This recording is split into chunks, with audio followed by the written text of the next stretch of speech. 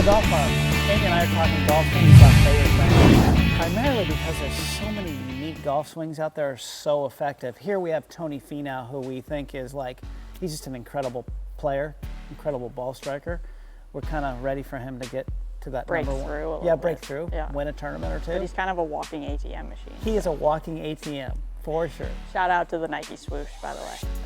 Okay, so Amy, what do you like about Tony Finau's swing, or what do you see? What are your observations of his uniqueness? Well, we know he's got a short golf swing, but creates a lot of power from being a short golf swinger. So let's talk about that matchup a little bit. Let's take him through his backswing. You know, obviously I think Tony's a pretty big guy. You know, probably could have been professional in another sport, you know, built like a total athlete, right?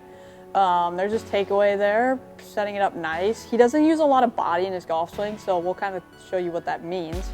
And again, short golf swinger. We got him here with the driver.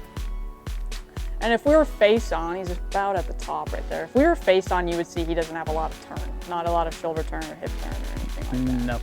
Nope. But it's a benefit to him that he can create a lot of speed with his hands. So he doesn't really, he can kind of just stay right here and just, you know, take the club about halfway back and still hit it, carry really a ball far. 320 or whatever. So, so it's cool for somebody that is built like him, doesn't need a lot of body. It's a little bit of a different matchup. Now we'll take him in his downswing. Like all the good players though, and you can kind of touch on this a little bit, is where the club head goes. Because as Tony was setting that golf club, it was definitely kind of a little bit outside his hands. It was very vertical, so he has a lot of radial hinging, like hinging the club up, pretty vertical, right? But then he does that little shallowing enough, idea, right, where he's safe. Yeah, let's see that again. So if we take him to P3, right, we can kind of measure this. Go one more click there. So his alignment is basically inside the ball there with the shaft. You can kind of see that. Now we'll measure it again when he comes down. Yep. And I'm gonna guess that it's shallower because you can already see the club head start to like want to get behind him right there. Yeah, exactly. Yep. There he is. Basically same alignment coming down, right?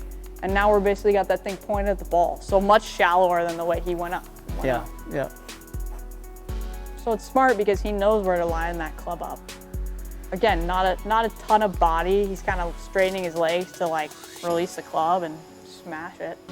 Probably uses more ground than we're giving him credit for in terms of like being able to kind of use force out of it. It's unique footwork though. You saw how long he was in that right foot, right?